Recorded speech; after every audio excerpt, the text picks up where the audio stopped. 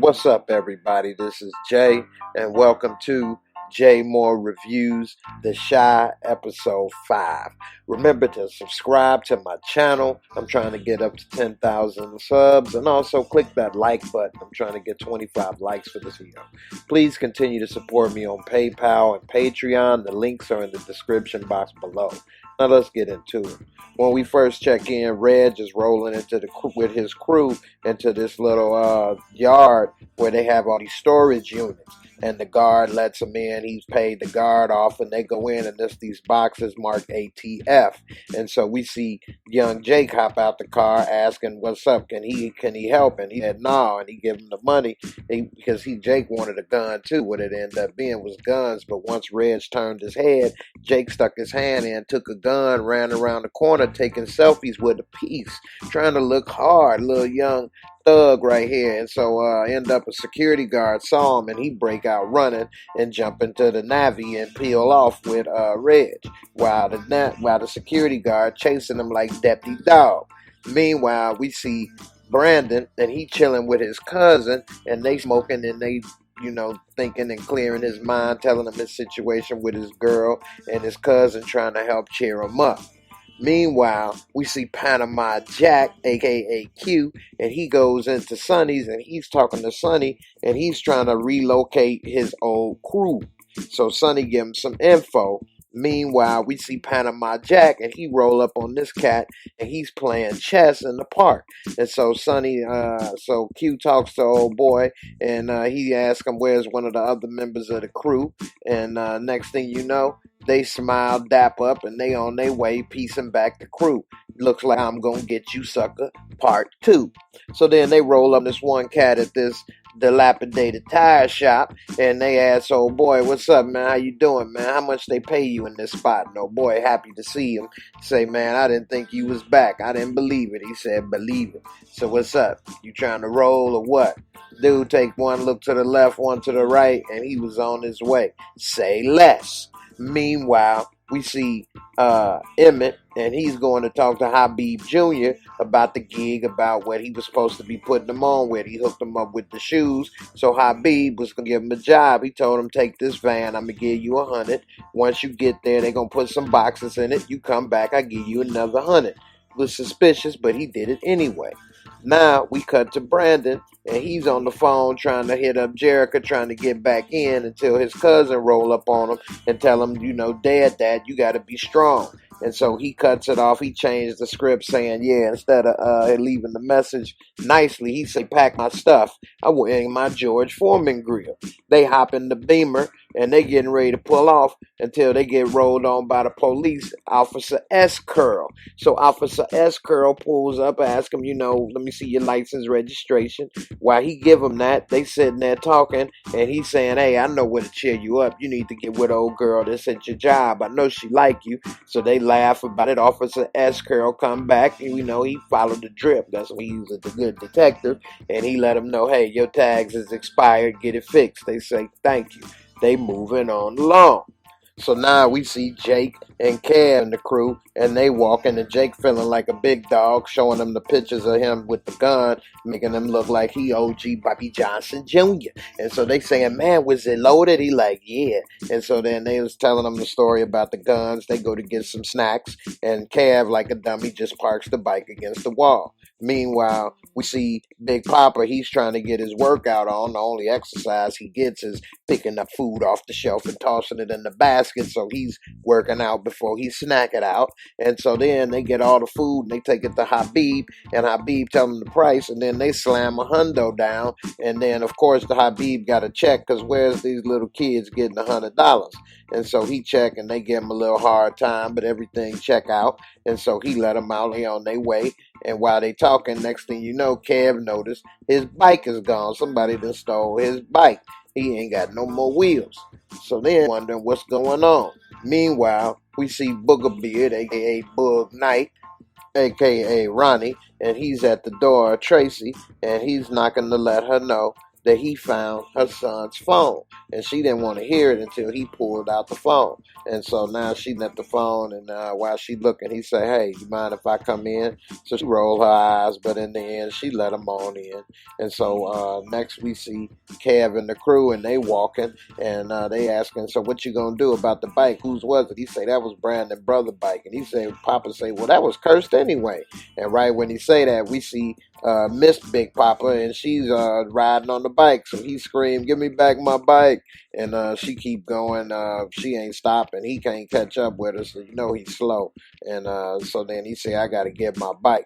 Meanwhile, we see Emmett, and he's finally arriving with the van, and old boy tell him to back it in. So he backing the van in, and then dude tell him, "Hey, stay in the van."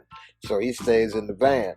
Meanwhile, he looks in the back in the rear view mirror because he's sweating bullets. He's starting to get worried what the hell's going on. And when he look in the back, he see dude got a gun on top of the box. So he like, "What the hell? These boxes?" And dude take the gun, tuck the gun, and then he start loading the boxes in the truck. And so he's thinking, "Damn, what the hell is in these boxes? Dude is packing heat." And so they pack it up, hit the truck, tell him to be on his way. So he roll out. He on his way. Meanwhile, we see Tracy, and she trying to put in the code to the phone to get the phone unlocked, but it's not working. And so Bug Knight asks her, "Hey, do you know the code? Maybe he changed it." She's saying, "I don't know. I can't figure this out." And then she see, when she look up at him, that something ain't right. He got a red stain on his shirt, like he must have got a lap dance from a girl that was on her period. Or better yet, he having that time of the month lately his damn self. And so she say, "What's going on? You all right? What is that?" And he's saying, "Nothing, nothing. I'm good." And she like, "Well, what's going on, Ronnie? You ain't telling me." And so he say, "You really want to know?" And she like, "What is that supposed to mean?" He like, "Well, I did what you told me to do." She like, "I didn't tell you to do nothing." He like, "You told me to handle what happened with Jason, so I did." And she like, "I don't know what this is that's going on, but I don't want no part in it. And as a matter of fact, you need to leave." And so it ended up making him look stupid. And she said, "Matter of fact, take this phone with you. I don't want it no more. I don't want to have nothing to do with this." And so he just looked stupid and had to leave. Meanwhile, we see Kev and the crew, and they walking down the street. And then the hoods that stay and run that block see him. And so Big Papa see him too, and everybody, he's saying, "Hey, I can't be past this block. My mama don't want me." They like, "How she know?" He like, "I can't lie to her. Plus Jesus watching." And they like, "All right, Papa." So he just break out running. he see them move that fast, and said he went to go get them nutty bars in a convenience store. And so they keep moving, and then they try to ignore dude when he calling them out, calling them locks, and they keep moving. And dude walk on over there. He say, I know you hear me." And he say, "You Reg, little brother, what you trying to do?" And then he ain't say nothing. And then Kev say, "I'm trying to go see a girl." He said, "All right, little bust a nut, you can go. But this one here, you got to turn back. You got to go." And Kev say, "Well, you ain't going to hurt him, is you?" He say, "It depends on him."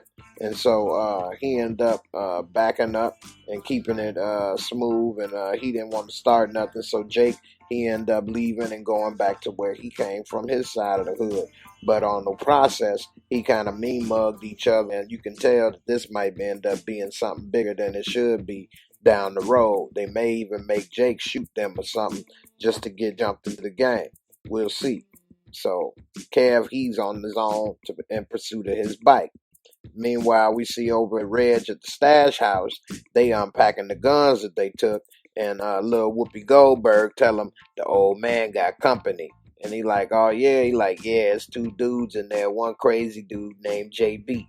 And then we see in the window, they just as obvious as can be, standing there looking out of my project window.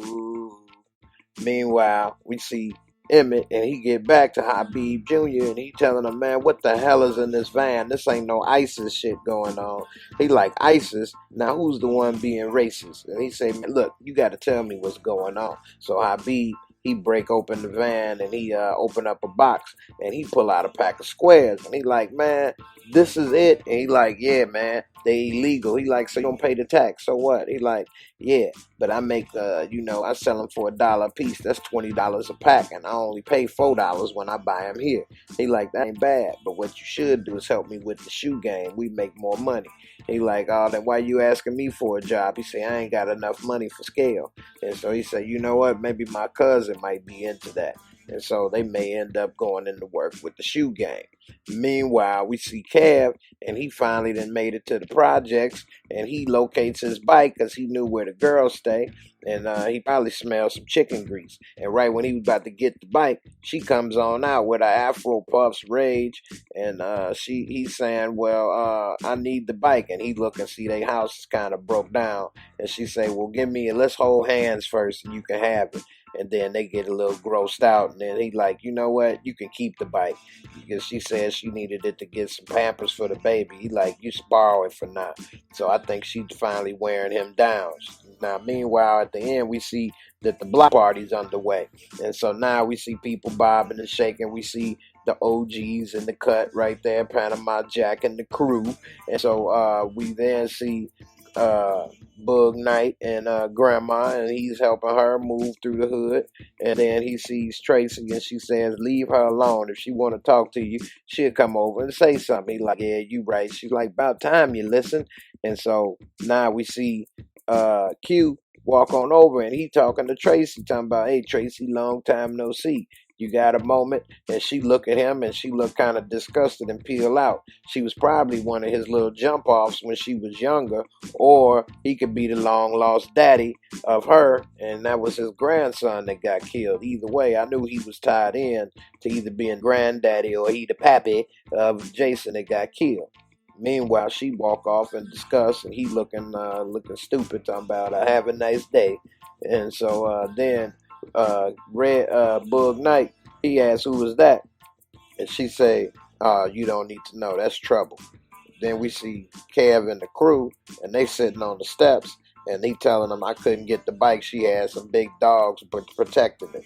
And so Jake, he talking about how salty he was or what happened. And then his brother called him over, so he got to leave. He go over there, shake up with his brother, Big Reg, and he over there snapping on the DJ, telling him, play different music because the music he playing is trash. And then Panama Jack walk over, telling him, excuse me, I believe it's time for you to go. And he like, hey, man, you need to get out of my face. And he like, hey, man, look, people should respect you, not fear you. And you need to leave before things get ugly.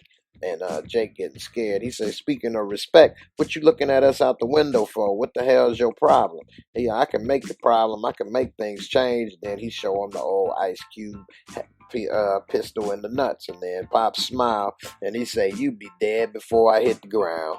Now, you need to leave now. And then Reg and him have a stare down, old versus new. And then next thing you know, he leans over and whispers some sweet nothings in his ear. And the next thing you know, Reg tell him and Whoopi Goldberg and the crew, come on, let's bounce. And they leave. Now we see they've been at the block party all night to the point where it's nighttime. And now we see Brandon and his cousin finally arrive. They getting their grub on and everything. When all of a sudden, out the corner of his eye, Brandon happened to notice Bug Knight sitting over there with Grandma. And so she trying to play bingo. And so then he tells his cousin, hey man, that's old boy that killed Coogee. And he like, what? Get out of here. Either you need to tell the police, leave alone, or just handle that. And so Brandon walk on over there. And so Brandon go over there and he say, hey, man, you need to tell me right now what the hell is going on, what happened. And Bug Knight try to tell him, man, this ain't the place. He say, well, this about to be the place. And so he take his glasses off and he say, hey, I thought he killed my boy. My boy was murdered, and some people told me that your brother was the one that did it. I know it's messed up. I got the wrong person. And he said, hey, man, look, you see that boy over there? Nothing better not happen to him. And you better not ever get the wrong person. There better not be no more mistakes, or else I'm coming for you, basically. And he said, my brother was just a little boy, a kid, and you took him out. And so now Bug Knight and him, they kind of got an agreement somewhat.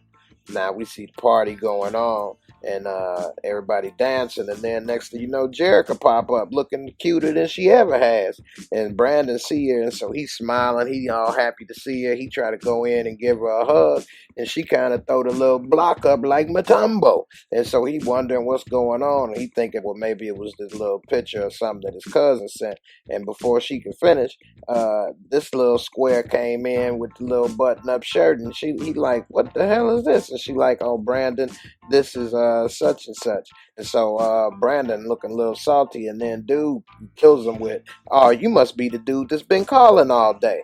And then Brandon is just like, his heart just fell out on the floor, and he like, what? I'm the dude? So how long have I been the dude? And Jared's speechless because she knows she wrong, because she never even gave him a chance to explain what happened.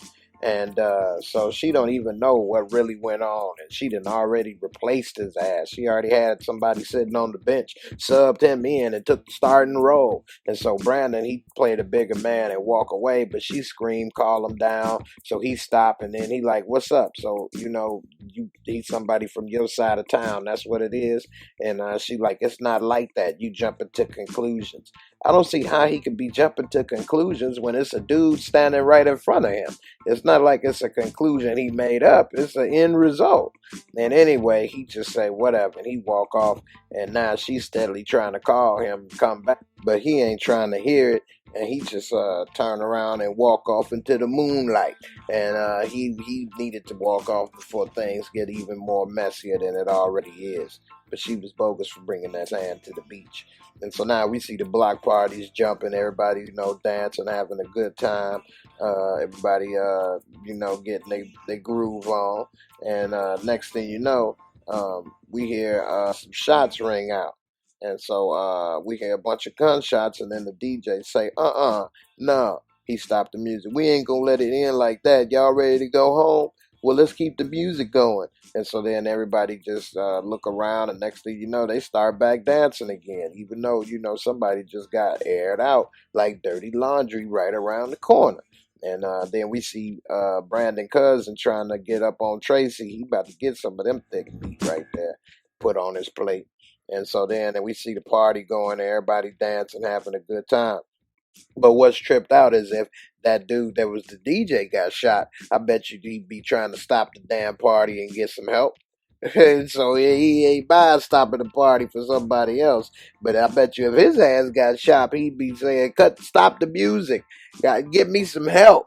You know, Anto. But anyway, that's the end of episode 5. I hope y'all enjoyed the review. Don't forget to subscribe to my channel. Check out my other videos. Remember to like and subscribe to me on Patreon and support me on PayPal. And I'll see you in the next video. Peace.